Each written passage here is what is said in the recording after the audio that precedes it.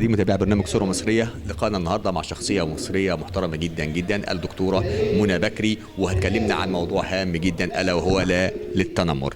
اهلا وسهلا بحضرتك يا دكتورة. اهلا بسعادتك، ميرسي جدا على المقابله الحلوه دي، وشرف ليا ان انا اكون معاكم النهارده. احنا مبسوطين جدا لما حضرتك النهارده. الساده المشاهدين عايزين يعرفوا دلوقتي يعني ايه التنمر، ويتعرف فيهم يعني ايه التنمر. التنمر هو اي ايذاء بيسببه اي شخص لاي شخص تاني بدون اي وجه حق. التنمر ده ليه صور كتير، احنا بنشوفها كتير قوي في حياتنا اليوميه. اللي سيد منها دلوقتي ومنتشر بصوره كبيره جدا التنمر الالكتروني، نتيجه لتطور التكنولوجيا اللي احنا فيه. فبتلاقي ناس بيسبوك او بيقذفوا فيك بدون اي وجه حق لمجرد ان انت نزلت صوره مش عاجباهم. في خلط كبير جدا بين التنمر وبين الهزار، وده مش صح. التنمر ده عبارة عن تفريغ شحنة سلبية من شخص غير سوي نفسيا لشخص آخر قد يكون لا يعرفه على الإطلاق. يعني عندنا في المجتمع المصري التنمر عندنا زيادة قوي يا دكتورة، وده أسبابه إيه؟ بص، هو في المجتمع المصري التنمر زياده يمكن لان احنا عندنا خلط كبير جدا بين التنمر وبين خفه الدم او بين الهزار.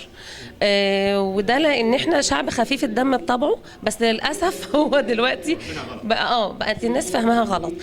في فرق كبير جدا بين ان انا اهزر او ان احنا يبقى في موقف لطيف بينا، وبين ان انا اتنمر عليك. التنمر بيسبب اذى، الهزار بيسبب مسحه او بتبقى الحياه حلوه، نوع من انواع الترفيه او التلطيف في وسط الضغوط اللي احنا فيها. التنمر العكس تماما، التنمر بيسبب اذى نفسي شديد جدا للشخص اللي تم التنمر عليه، قد توصله في بعض الاحيان للانتحار، زي الاحداث الكتيره اللي فاتت او اللي حصلت في الوقت اللي فات. مشاكل التنمر بوصل لاخر الانتحار في يعني من كتر ما هو مش قادر يواجه الناس، مش قلق، خجل، كسوف، عدم ثقه في نفسه. ممكن يكون الشخص اللي تم التنمر عليه ده ما قدرش حد يساعده او ما توجهش للطريق الصح، لان ممكن اوصلك ان انت تكره نفسك. يعني على سبيل المثال، لو انا جيت قلت لحضرتك الكرافات دي حلوه قوي، بص رياكشنات وشك.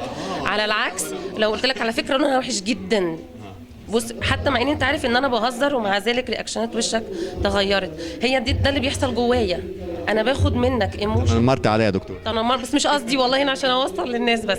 هي دي فكره التنمر، ان انا ممكن اديك ورده وتبقى مبسوط جدا، وممكن اديك نفس الورده بس يكون فيها شوك فيعورك. رساله بقى حابه تقوليها للناس؟